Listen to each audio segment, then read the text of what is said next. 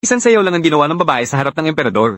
Agad na bumuo ang libong alitaptap ng isang gintong phoenix na lumilipad sa himpapawid. Pagkaway muli ng babae, ang phoenix ay agad naging gintong dragon na umiikot sa ere. Hindi pa nakakita ang emperador ng ganitong kamanghamanghang bagay. Kaya labis siyang natuwa sa handog ni Consort Xiao at lubos na nasiyahan. Agad niyang iginaod ang isang bihirang gintong kasuotan bilang gantimpala kay Consort Xiao.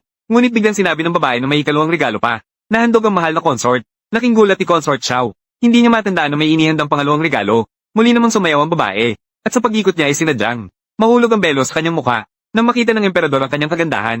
Hindi niya na napigilan ng sarili at agad niyang inalis ang gintong kasuotan ni Consort Xiao at isinuot ito sa babae. Sabay buhat sa kanya papasok sa palasyo. Namutla sa galit si Consort Xiao at ito na mismo ang unang hakbang ng babae sa kanyang paghihiganti. Sabi nga nila, ang nakakakita sa Buddha ay pagpapalain ng buong pamilya. Nang makita nila ang imahe ng Buddha, ay nagsabi ng swerte at tagumpay at magkakaroon sila ng masaganang buhay at yaman. Ang babae pala ay anak ng Imperial Doctor na si Su. 6 na taon na ang nakalipas. Tinawag ni Consort Xiao si Dr. Su sa palasyo para suriin ang kanyang pagbubuntis.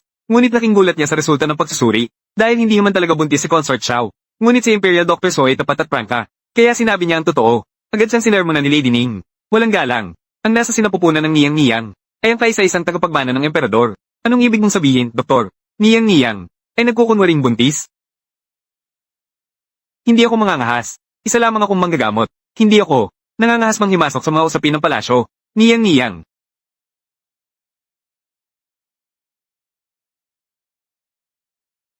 Hindi mo kailangang mangamba, Dr. Su. Marahil ay pagod ka lang. Kung ganoon, umuwi ka muna at magpahinga. Maraming salamat, Niyang-Niyang. Ako'y magpapaalam na.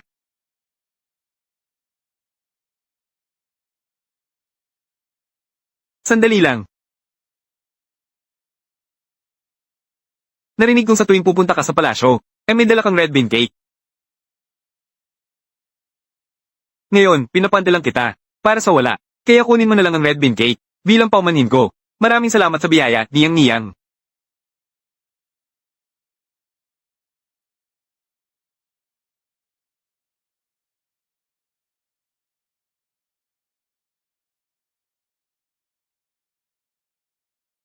Moer.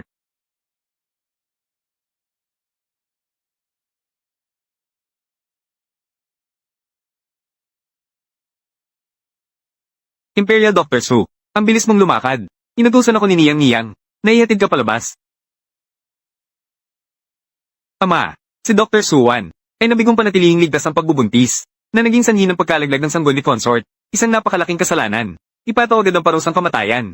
Isulat ang kanyang mga kasalanan, at ipaalam sa buong harem. Imperial ang manggagamot Su. Ipapaliwanag ko sa iyo bago ka mamatay. Dahil sa nag-iisang anak ng emperador sa sinapupunan ko, nakamit ko ang posisyon ng concubine. Kung malaman ng emperador, na ako'y nagkunwaring buntis, ang kasalanan ay napakalaki. Sino ang magbabayad niyan? At ang mababang uri mong buhay, ay magiging sakripisyo, para maitago ko ang lihim na ito. Moer, huwag kang lalapit.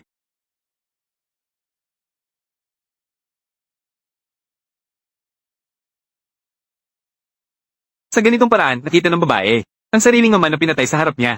Ngunit wala siyang magawa. Lumipas ang 6 na taon, at nalalapit na ang karawan ng emperador. Dahil sobrang ganda ng mga mananayaw na pinili ng unit, pinapatay silang lahat ni Noble Consort Xiao, at balak niyang buligin ng unit. Ngunit sa sandaling yon, dumating ang isang kawan ng insekto. Isang babae ang lumitaw sa harap ng consort, habang pinapalo niya ang kanyang tambol. Ang mga insekto ay bumuo ng gintong phoenix.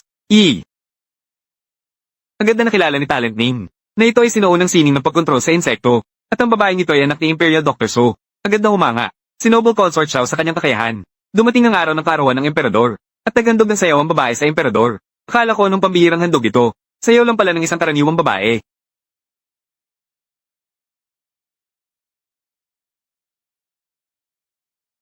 Ay nako, ang ganda ng phoenix. Parang buhay na buhay. Hindi ko akalain sa mundong ito, may ganitong kahusayan pa rin. Ay nako,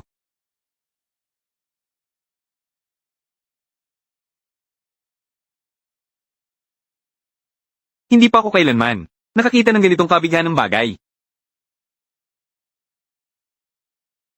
Ako si Sumo. Naghandog ako ng sayaw para sa inyong kamahalan. Binabati ang kanyang kamahalan ng walang hanggang biyaya, at basbas ng libu-libong taon. May tunay na dragon na nagpoprotekta sa emperador, kaya tiyak na hahaba ang kanyang buhay. Mabuhay ng walang hanggan. Consort Xiao, ang regalo mong inihanda, talagang napakahanga.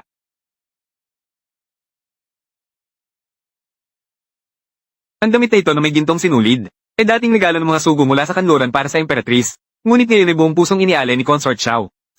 Ako'y labis na naantig. Ipinagkakaloob ko sa iyo ang kasuotan na ito. Kamahalan, may isa pang regalo si Consort. Oh, may inihanda pang 2 regalo si Consort Xiao. Ngayong kaarawan ng emperador. Ako po, naghandang dagdag pa, na nararapat lamang. Ikaw ba ang nagayos sa pangalawang regalo? Ako po'y walang kaalaman doon.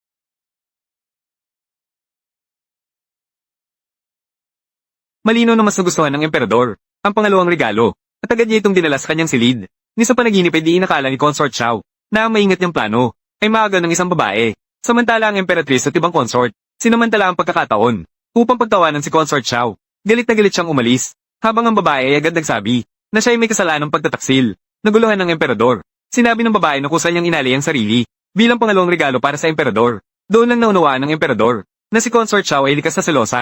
Kaya't nagtataka siya kung bakit ngayon lang ito nag-alay ng babae. Tumayo ang babae upang umalis. Ngunit bigla siyang pinigilan ng emperador. Ngunit bigla lang nawala ng malay ang emperador. Pala't nilagyan pala siya ng insekto ng babae. At dito nagsimula ang kanyang paghihiganti. Sumunod, peke niyang ipinasa ang kautosan ng emperador. Ipinadala ang utos ng emperador. Consort. Dumating si Yunexang. Sinabi niya ngayong gabi, iba magsisilbi sa emperador. Consort. Tiyak na hindi nasisiyahan ang kanyang kamahalan sa babaeng yon. Kaya ipapatawag niya si Ginang Consort. Si Ginang ay may angking kagandahan. Ang babaeng yon. Hindi man lang karapat-dapat magsuot ng sapatos si Ginang. Paano posibleng? Mahuhumaling sa kanya ang emperador? Ano pang hinihintay nyo? Ayusin niyo na ako. Huwag ninyong hayaang mainip ang kanyang kamahalan. Opo. Ang natural na ganda ng Ginang ay kahanga-hanga. Itong hairpin na jade na may paluwit, lalong nagpapatingkad sa ganda ng Ginang. Ginang Consort. Sandali lang, Ginoong Eunuch. Hayaan niyo munang ayusin ko ang sarili ko. Pupunta agad ako sa kanyang kamahalan para maglingkod sa gabi. Ipinapabot ng kanyang kamahalan ng kanyang utos. Ipatawag. Sining Kairen. Pumunta sa Yangtze Palace para maglingkod sa gabi. Pero hindi pa kailanman pinatawag ng emperador. Ang sinabi ng emperador ay hindi mali. Pakiusap, magbihis kagad ang Kairen. Huwag nang sayangin ang oras. Sining Kairen ay parang nabigla sa tuwa. Bakit hindi ka pa nagpapasalamat sa utos? Opo.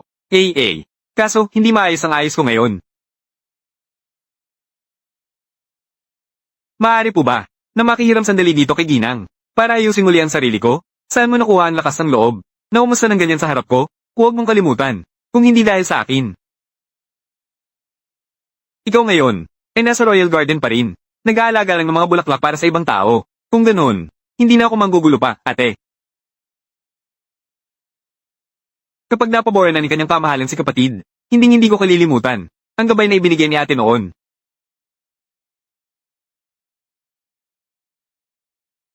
Gabay daw.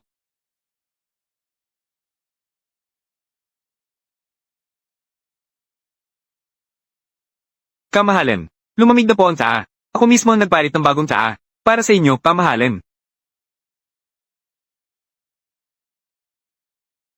Sinong nagsabi sa iyo na pumasok? Kamahalan. Hindi po ba kayo nag-utos na samahan ko kayo ngayong gabi? Lumabas ka.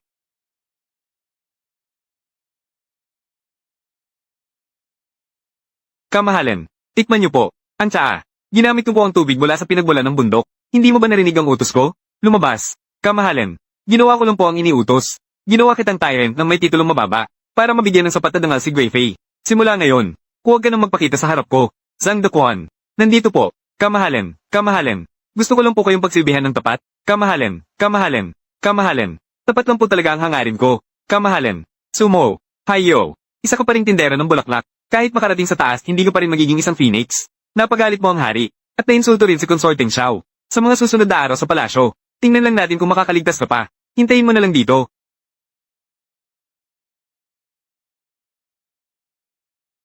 Yo, binibining so. Sumasaludo ang alipin sa dalawang ginoo. Binibining so. Ganito na kagabi. Saan ka pupunta? Hindi ako paborito ng hari, pero tinanggap ko. Ang balabal na ginto, na dapat sana ibigay kay consort. Ako'y labis na nababahala. Kaya iniisip kong, agad itong ibigay kay consort. Baka sakaling, dahil sa kanyang kabaitan. Patawarin niya ako. Sa palasyong ito, ang mga tulad mo, na may malasakit, ay talagang bihira na. Napaka-maingat mo. Ikaw na. Sige, gawin mo ang dapat mong gawin. Ang balabal na ginto. Kung may hahandog ko ito kay consort, baka mabigyan pa ako ng isa pang pagkakataon. Pagbati kay Ning. Babae, ikaw, may lakas ng loob kang hawakan ng balabal? Bitawan mo. Hindi pwede. Kailangan kong personal na ibigay ito kay consort. Kung hindi, hindi niya ako palalampasin. Babae, kapag naibigay ko na ang balabal, ipapasadya ko sa kanya na ikaw mismo ang parusahan. Dito ka lang. Hintayin mong mamatay.